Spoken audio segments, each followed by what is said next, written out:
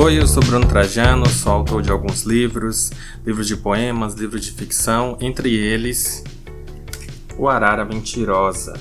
Esse foi um livro que foi publicado e distribuído pelo programa Mais Pike, da Secretaria do Estado do Ceará.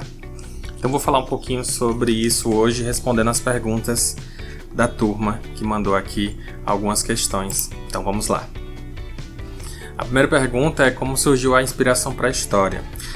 Para quem conhece sobre a cidade, sabe que sempre existiu essa relação muito forte com a ave, né? Com a arara, porque o açude leva o nome, né? O açude Araras, e durante muito tempo, lá nos primeiros momentos da construção da vila, né, de Varjota, tinha-se o avistamento desses pássaros. Então é uma figura quase mítica, quase que tipo, todo mundo sabe que existe, ou existiu no caso, né, que hoje em dia é bem difícil ter o avistamento desses pássaros, mas sempre ocorreram, né, esses avistamentos no passado, então ficou meio que no imaginário de todo mundo, né.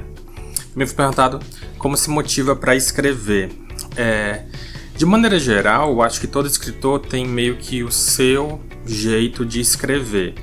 Então, por exemplo, para mim, algo que me motiva muito são os sentimentos, as coisas que eu estou passando e também ideias, histórias que surgem na minha cabeça, seja ela através de sonhos, de pesadelos, ou então só uma cena que surgiu na minha mente e eu queria muito contar aquela história.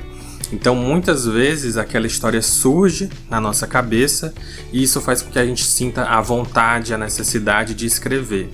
Para cada escritor vai ser um pouco diferente. Quando eu vou escrever poemas, eu gosto de focar muito na mensagem que eu quero passar. Então, eu escrevo quase que desabafando, mas também mostrando uma mensagem. Quando eu vou escrever ficção, quando eu vou escrever as histórias, sejam elas infantis ou mais joviais, mais adultas, eu tento a escrever porque eu gosto muito daquela história. Aquela história surgiu na minha mente e é uma ótima história na minha cabeça. Eu quero muito contar, eu quero muito que outras pessoas vejam aquela história e gostem dela tanto quanto eu estou gostando na hora que eu estou escrevendo. Se eu pede conselhos para outras pessoas, depende muito, porque, por exemplo, em algumas histórias não é legal você pedir os conselhos muito no início. Por exemplo, se eu estou escrevendo, atualmente eu estou escrevendo um livro de aventura. E aí eu estou bem no começo desse livro, só tem 2 capítulos, 1 capítulo e meio, na verdade, né, escritos. E aí eu sinto que se eu for pedir ajuda agora sobre essa história, ele vai meio que atrapalhar o processo de continuar escrevendo. Então é bom você pedir ajuda quando você já tem pelo menos um bom início feito. Então uns 3 capítulos, ou então a metade da história, porque aí você consegue explicar tanto para quem você está pedindo ajuda qual é o seu objetivo, quanto também para você mesmo, para saber se faz sentido continuar naquela história, naquele trabalho. Agora, quando a gente fala de outros gêneros literários, sejam eles redação, crônica, contos, romances, tudo isso eu acho que é muito importante a gente pedir ajuda, principalmente se você for falar de alguma coisa que realmente aconteceu. Então, por exemplo, quando eu escrevo histórias baseadas aqui na cidade, então eu preciso pesquisar, eu preciso pedir ajuda para pessoas que conhecem do passado, que conhecem das coisas que realmente aconteceram, e isso vai ajudar a que a história fique melhor. Então sim, nessa hora sim. E além disso, toda história precisa de uma revisão. Toda história precisa que alguém leia, que alguém veja se tem algum erro, que alguém veja se tem alguma coisa ali que não está funcionando, que está um pouco quebrada.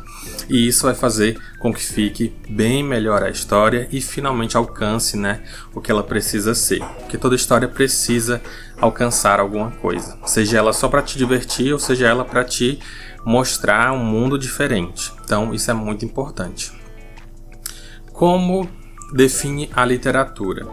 Então, a literatura de uma maneira geral, ela passou por muitos períodos diferentes. Então teve um período em que as pessoas achavam que ler era coisa de gente que era muito inteligente, que a leitura era muito chata, que a leitura não era divertida, então que não era legal. Então durante muito tempo as pessoas pensavam isso, achavam que a literatura era isso. Tanto que quando a gente ia pensar na literatura, a gente pensava muito em pessoas antigas, pessoas que já morreram, histórias muito antigas, que se passam em tempos muito antigos. E a gente sabe que não, a literatura, ela é um meio, ela é uma forma de contar histórias. E a gente gosta de contar histórias, a gente gosta de viver as histórias, de imaginar, de criar, seja até mesmo dentro da sala de aula, a gente sempre está a fim de contar histórias, de ver histórias.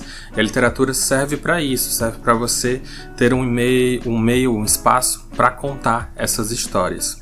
Então, de maneira geral, a literatura, ela teve muito preconceito, muitas pessoas entendiam errado e aos poucos ela vem mudando.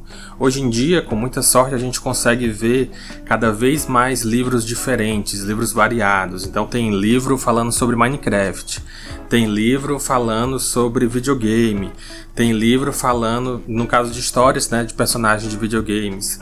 Então, tem livros, como eu falei que eu estou fazendo, que é de fantasia, que é de aventura, tem livro de mistério, tem livro policial, tem todo tipo de livro e também tem, né, o livro infantil, o livro de fantasia. E nesse caso, a gente vê o quanto é importante a literatura. Por quê? Porque ela consegue conversar com todo mundo, ela consegue realmente alcançar todo mundo, e isso é muito importante, e isso que é o mais legal da literatura. Então, se a gente abre um pouco a mente, a gente percebe que a literatura é isso, é uma forma de contar histórias e aproximar pessoas e passar mensagens, que é o principal, não é isso? Quais são os seus principais desafios? Quando a gente está começando a escrever, o principal desafio mesmo é começar.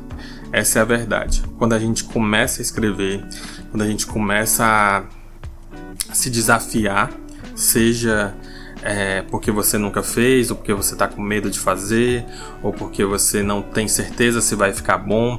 E isso é o mais difícil, porque você começa a duvidar de você mesmo e achar que o que você vai fazer não vai ser bom. E isso serve para tudo, não só na hora de escrever.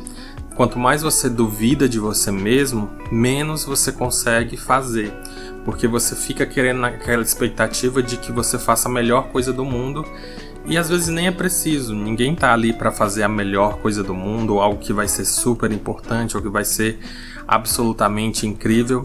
A gente só precisa fazer o que a gente gosta de fazer, e isso vai fazer aquilo ser bom. Então, é bem difícil alguns desafios, tanto na hora de começar a escrever, quanto também na hora de publicar. Ou seja, como fazer o livro, a história que a gente faz, chegar em mais pessoas e chegar nas pessoas que vão gostar, que vão querer continuar lendo aquela história. Eu tive muita sorte que o livro chegou a tantas pessoas diferentes, né, esse livro, e a gente consegue então se comunicar, a gente consegue se conhecer, a gente consegue trocar, ter essa experiência, porque a leitura também é isso. Quando alguém lê o livro e me fala o que achou ou o que não achou, a parte que ficou em dúvida, isso é bom, porque a história continua viva, e é para isso que ela tem que existir, a história precisa continuar viva, e isso é muito bom. Como você lida com as críticas? Eu acho que hoje em dia eu aprendi a lidar muito melhor com as críticas. Eu tive uma experiência que eu gosto muito de falar dela, que eu trabalhei durante 2 a 3 anos em um site de notícias. E nesse site de notícias, eu traduzia as notícias do inglês para o português, conferia as fontes, que isso é sempre muito importante, conferir se as fontes estão corretas, se a notícia é verdadeira. E aí, teve um período em que eu fui convidado a escrever também colunas, né? O que são essas colunas dentro do site, dentro dos jornais?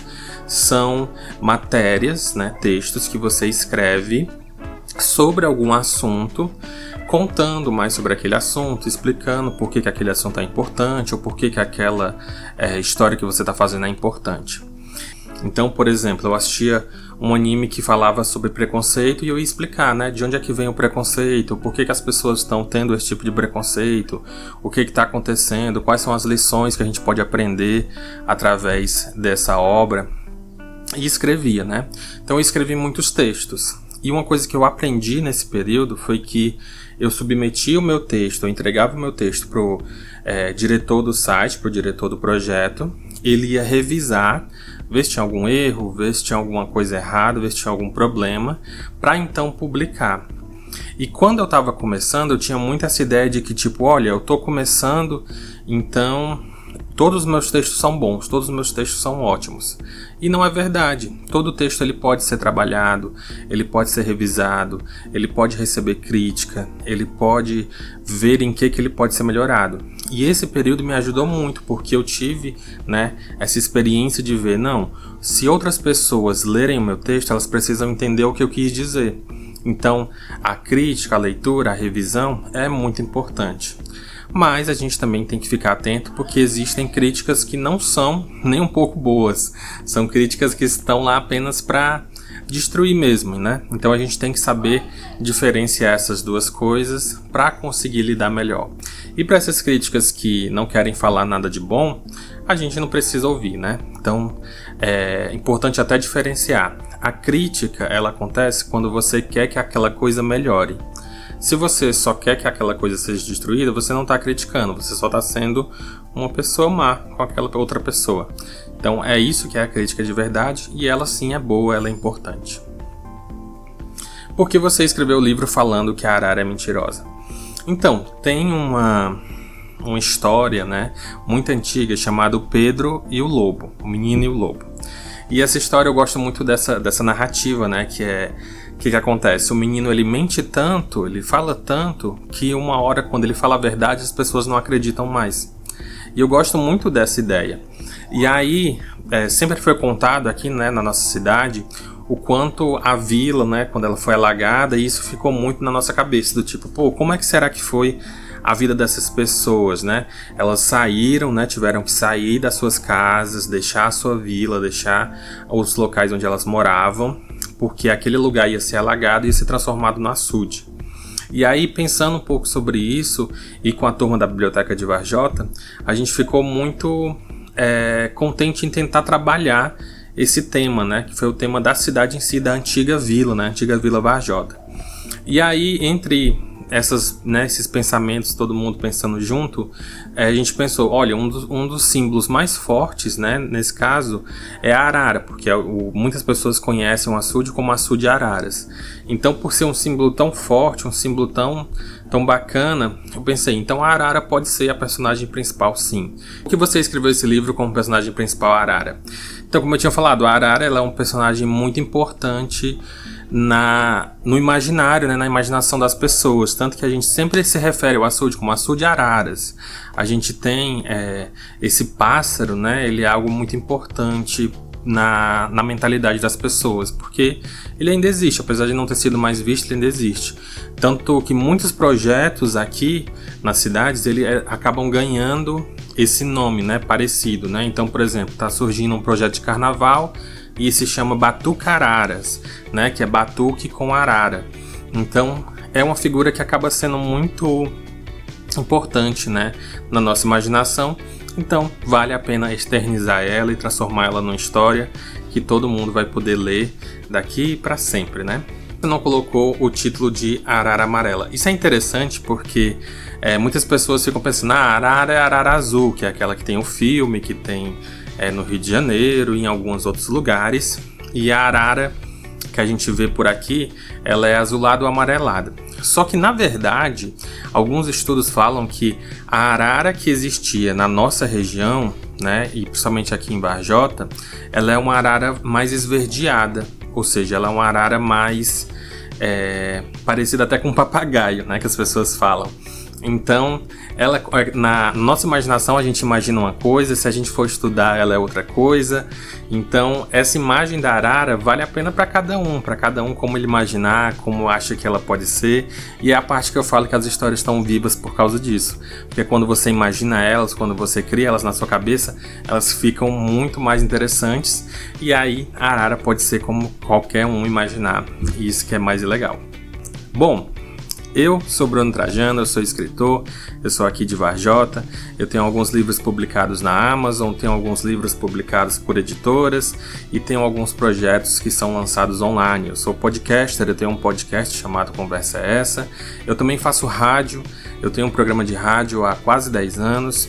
E eu também sou líder de um grupo cultural, o Grupo Arte Viva. Nesse grupo a gente faz peças de teatro, a gente tem espetáculos de dança e a gente também mexe com audiovisual. Então tem o nosso canal também no YouTube, no Instagram, Além disso, eu produzo conteúdo para a internet, eu tenho alguns vídeos falando sobre filmes e séries, eu tenho algumas resenhas e eu falo muito também sobre saúde mental e sobre a importância de você se cuidar. Acima de tudo, você buscar se conectar consigo mesmo e assim melhorar a sua maneira de viver no mundo. Então, esse sou eu, espero que vocês tenham gostado. Sempre que tiverem qualquer comentário, qualquer dúvida, quiserem conversar, eu estou sempre disponível online. Muito obrigado por lerem o meu livro e continuem lendo histórias, contando histórias e aproveitando as histórias. Muito obrigado.